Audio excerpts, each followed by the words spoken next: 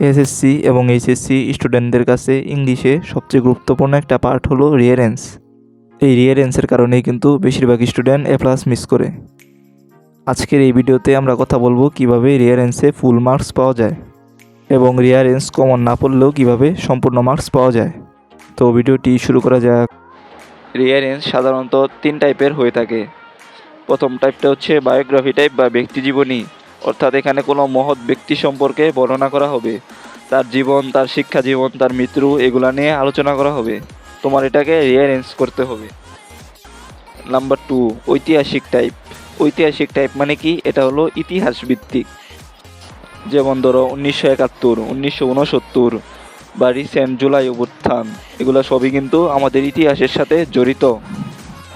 এই টাইপের কোশ্চেনগুলোতে শুধু সাল, তারিখ এবং মাস থাকে। অ্যান্ড লাস্ট, ভাব বা বর্ণনামূলক টাইপ। এখানে যে কোনো টপিক নিয়েই আলোচনা করতে পারে, যেমন ধরো হরতাল, ট্রাফিক জ্যাম, বাল্যবিবাহ ইত্যাদি। এই টাইপের মধ্যে কিন্তু আরও 2টা ভাগ আছে, যেমন রিসেন্ট টপিক এবং মোরাল স্টোরি টাইপ।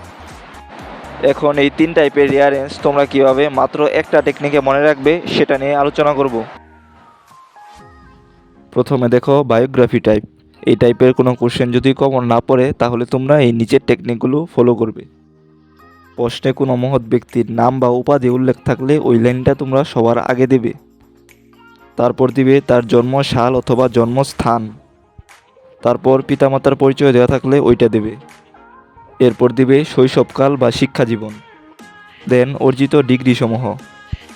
বিখ্যাত ব্যক্তিরা সাধারণত অনেক গ্রন্থ লিখে থাকে, তাদের গ্রন্থ নিয়ে যদি কোনো কিছু লেখা থাকে তাহলে তোমরা সেটা দিবে। তারপর দিবে তার পুরস্কার সংক্রান্ত লাইন।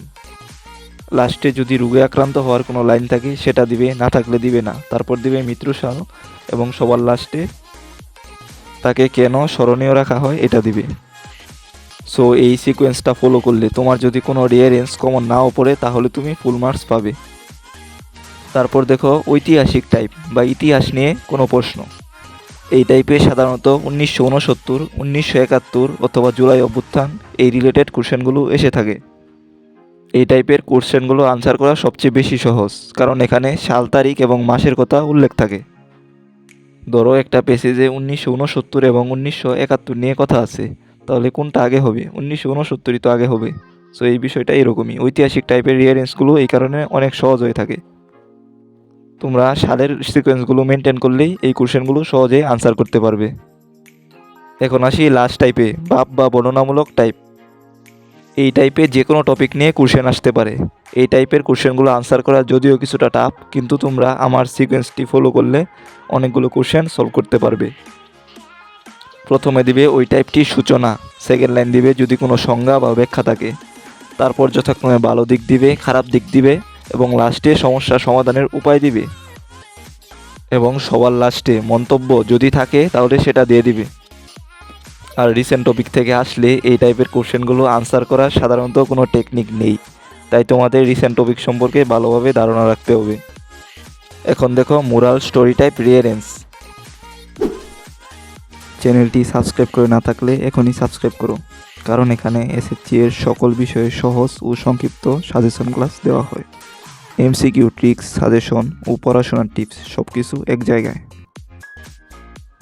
মোরাল স্টোরিজ টাইপগুলো সাধারণত শুরু হয় once upon a time, once there was long ago এই লাইনগুলো দিয়ে। তোমরা দেখবে প্যাসেজে এই লাইনগুলো আছে কিনা। তারপর প্যাসেজের ফ্লো অনুসারে রিয়ারেঞ্জ করবে এবং সবার লাস্টে কনক্লুশন দিবে। আমার দেওয়া এই টেকনিকগুলো ফলো করলে তুমি এসএসসি, এইচএসসির যে কোনো রিয়ারেঞ্জ সলভ করতে পারবে। শুধু তোমাকে রিসেন্ট টপিক নিয়ে একটু আইডিয়া রাখতে হবে। প্রশ্নে রিয়ারেঞ্জ আসলো, আনসারও করলা, এখন তোমার আনসার লেখার নিয়মটাও কিন্তু জানতে হবে। রিয়ারেঞ্জ আনসার করার ক্ষেত্রে সাধারণত ফুল প্যাসেজ লিখতে হয় না।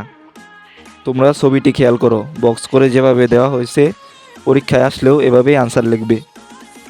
তোমরা যারা ম্যাথে দুর্বল তাদের জন্য এসএসসি ম্যাথ শর্টকাট নামে আমরা একটা সিরিজ চালু করেছি। গণিতের যে কোনো এমসিকিউ 1 সেকেন্ডে সলভ করতে চাইলে তোমরা ওই ভিডিওগুলো দেখে আসতে পারো। আমার চ্যানেলে প্লেলিস্টে গেলেই তোমরা এই ভিডিওগুলো পেয়ে যাবে। সো আজকে এই পর্যন্তই, দেখা হচ্ছে নতুন কোনো ভিডিওতে।